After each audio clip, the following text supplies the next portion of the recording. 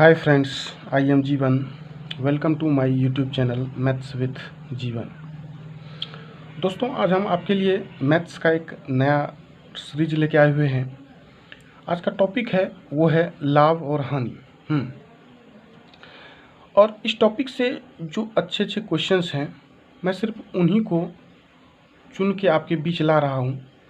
और आज जो भी क्वेश्चन हैं वो सारे एसएससी एमटीएस के एग्ज़ाम में पूछे गए सवाल हैं, जो इस बार हुए थे।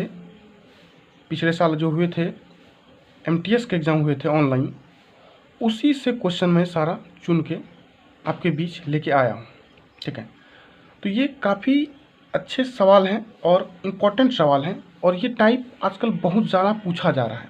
इसीलिए मैं इन्हीं टाइप को चुन करके आपके बीच में डिस्कस करने के लिए लाया हूँ, ताकि जिन भी स्टूडेंट का ये सब टाइप में प्रॉब्लम है उनका क्लियर हो जाए, और एक बार एग्ज़ाम से पहले देख करके जाएं, ताकि जो भी समस्याएं हैं उनकी समस्या सारी दूर हो जाए। तो चलिए ज़्यादा समय ना लेते हुए आज के सवाल की तरफ बढ़ते हैं।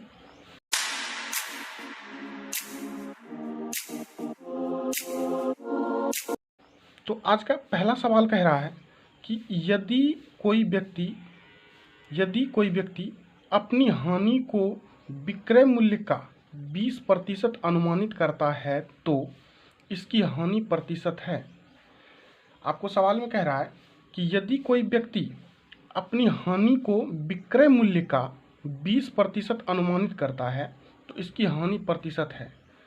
यानी कि विक्रय मूल्य कोई व्यक्ति गिना है, विक्रय मूल्य पर से हानि गिना है तो 20% हुआ है। मतलब कि आप कह दीजिए इस तरह से कि सेलिंग प्राइस है आपका 100 रुपया।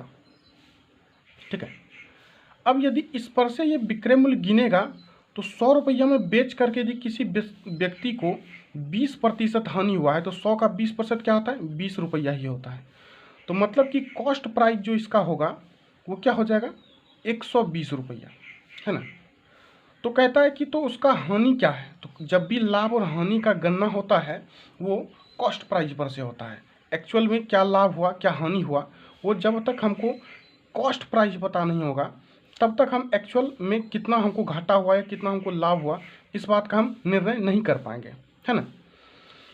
तो हम देख पा रहे हैं कि हम खरीदे हैं वस्तु को 120 रुपये में और वस्तु को बेच रहे हैं 100 रुपये में, तो हमको 20 रुपये का क्या हुआ है, घाटा हुआ है। तो हानि प्रतिशत निकालने के लिए क्या करते हैं, हानि इंटू में 100 बटे में क्रय मूल्य। क्रय मूल्य क्या है हमारा 120, 20 छके 120, 3 दूनी 6, 50 दूनी 100, 50 बटे 3 मतलब कि 16.2/3% का क्या हुआ है आपको, हानि हुआ है। तो इसी तरह से बिल्कुल इजली तरीके से सारे सवाल को हम बनाएंगे, और जितना संभव हो सके उतना कम समय और उतने कम जो है ना, हम कोई ट्रिक्स कहीं भी अभी तक जितने भी वीडियो देखेंगे आप, कहीं भी कोई ट्रिक्स हम नहीं दिए हैं। जो भी हम बता रहे हैं वो पूरा कॉन्सेप्ट होता है वो मेरा, ठीक है। और जो भी कॉन्सेप्ट होता है वो किसी भी ट्रिक से बड़ा नहीं होता है, ठीक है। तो इसी तरह के अच्छे और सुंदर टिप्स पाने के लिए आप ज़रूर हमारे चैनल को विजिट करते रहें, ताकि जो भी हम वीडियो अपलोड करें उसकी संपूर्ण जानकारी और सटीक जानकारी आपको मिलती रहे, ठीक है। और चैनल को सब्सक्राइब जरूर करें ताकि हम जो भी वीडियो अपलोड करें उसका नोटिफिकेशन आपको मिलती रहे, और अपने दोस्तों के बीच शेयर भी ज़रूर करें, ताकि जो दोस्त क्लास नहीं कर पा रहे हैं वो इन वीडियो को देख करके निःशुल्क में अपनी नॉलेज को बढ़ा सकते हैं, है ना। तो चलिए अगले सवाल की ओर फिर से बढ़ते हैं। अगला सवाल कह रहा है कि किसी वस्तु के लागत मूल्य पर 20% का लाभ होता है, विक्रय मूल्य पर लाभ प्रतिशत क्या होगा, ठीक है। तो कहता है कि किसी वस्तु को जो है ना लागत मूल्य पर बेच दिए जाए ना, ठीक है। कह रहा है किसी वस्तु को लागत मूल्य पर 20% का लाभ होता है, ठीक है। तो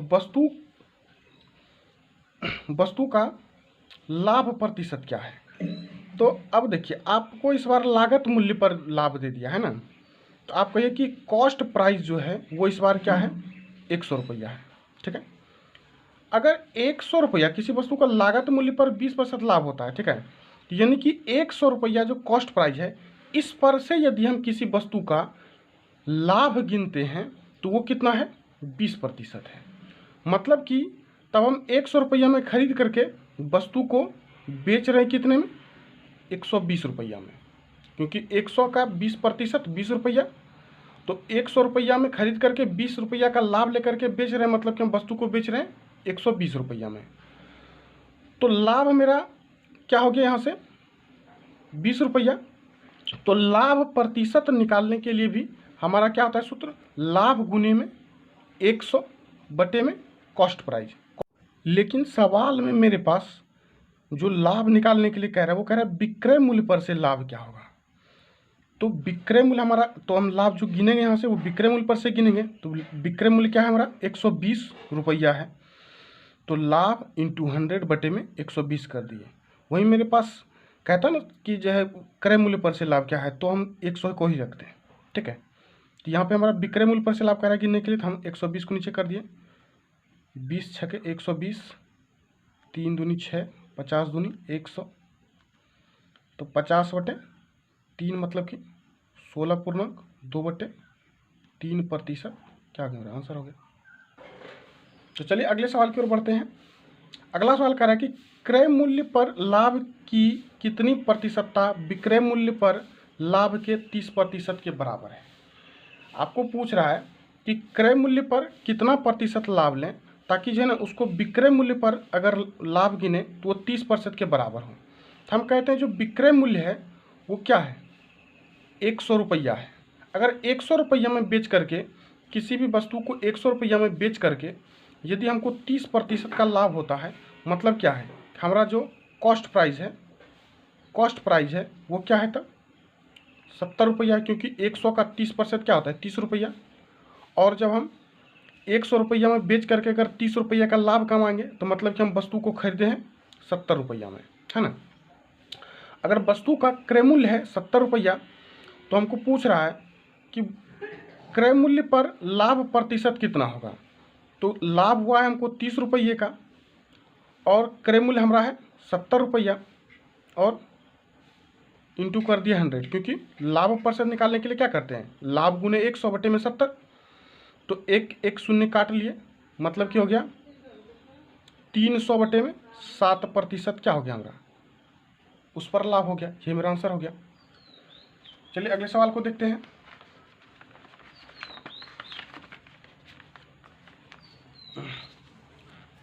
अगला सवाल कह रहा है कि कोई वस्तु 5% के लाभ पर बेची जाती है, विक्रय मूल्य तथा क्रय मूल्य का अनुपात होगा। कोई वस्तु 5% के लाभ पर बेची जाती है तो कहता है विक्रय मूल्य और क्रय मूल्य का अनुपात होगा। तो यहाँ पर देखिए, कोई भी वस्तु का आप कहिए कॉस्ट प्राइस जो है आपका वो क्या है, आप कहिए कि 100 रुपया है, कॉस्ट प्राइस आपका 100 रुपया है। अगर किसी वस्तु को 100 रुपये में आप खरीद रहे हैं और इस पर आपको 5% लाभ लेकर के इसको बेचना है, मतलब कि आपका सेलिंग प्राइस हो गया 105 रुपया। ठीक है, तो कहता है कि इन दोनों का अनुपात क्या है, तो इसको अनुपात में लाइए, 20 पंचे 100, 21 पंचे 105।